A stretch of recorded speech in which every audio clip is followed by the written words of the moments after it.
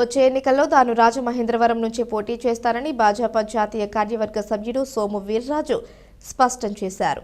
BJP కార్యాలయంలో జరిగిన media సమావేశంలో ఆయన మాట్లాడారు. అయితే పార్లమెంటుగా శాసనసభ కానే విషయాన్ని స్పష్టంగా వెల్లడించలేదు. సోము మాట్లాడుతూ ప్రధాని మోడీ అమలు చేస్తున్న సంక్షేమ పథకాల ముందు వైకాపా నవరత్నాలు నామమాత్రమేనని వ్యాఖ్యానించారు. ఏపీలో కేంద్ర ప్రభుత్వం 1 కోటి మందికి ఉచితంగా బియ్యం పంపిణీ చేస్తోందని, రైతులకు 15 పథకాలు అమలు చేస్తోందన్నారు. కేంద్రం అమలు చేస్తున్న ఆయుష్మాన్ భారత్ కార్యక్రమాన్ని వైకాపా ప్రభుత్వం ఇంటింటికి వైద్యంగా ప్రచారం చేసుకుంటోందని ఆక్షేపించారు. రాజధాని లేకుండా చేసి ఆర్భటాలు, అనాలోచిత నిర్ణయాలతో రాష్ట్రాన్ని వైకాపా అస్తవ్యస్తం చేసిందని ధ్వజమెత్తారు.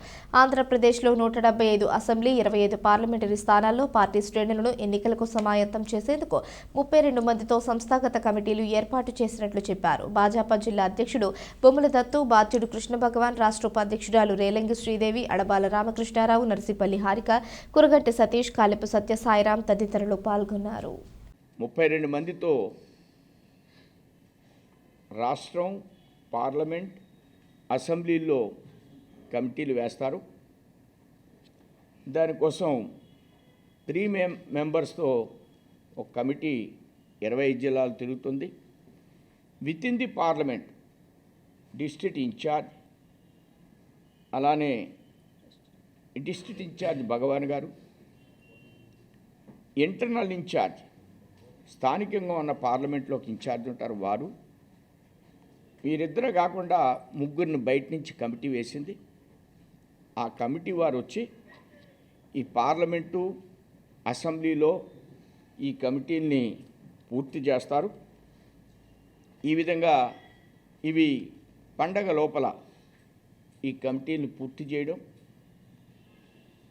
అలానే పోలింగ్ బూత్ స్థాయిలో డిజిటల్ వాల్ రైటింగ్ని కూడా ఏర్పాటు చేయాలని,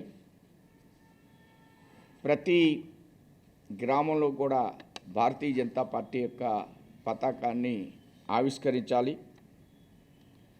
ఇందులో రాష్ట్ర అభివృద్ధికి కేంద్రం చేసినటువంటి నిధులు వినియోగంలో ఇద్దరూ విఫలమయ్యారని, గ్రామ స్థాయి దాకా ఏ విధంగా మేము నిధులు ఇస్తున్నాం అనే అంశాలని ఆల్రెడీ రాష్ట్ర పార్టీ ఐడెంటిఫై చేసింది. ఆ నిధులతో ప్రతి గ్రామంలో కూడా ఒక ఫ్లెక్స్ వేయాలనేది భారతీయ జనతా పార్టీ యొక్క ఆలోచన.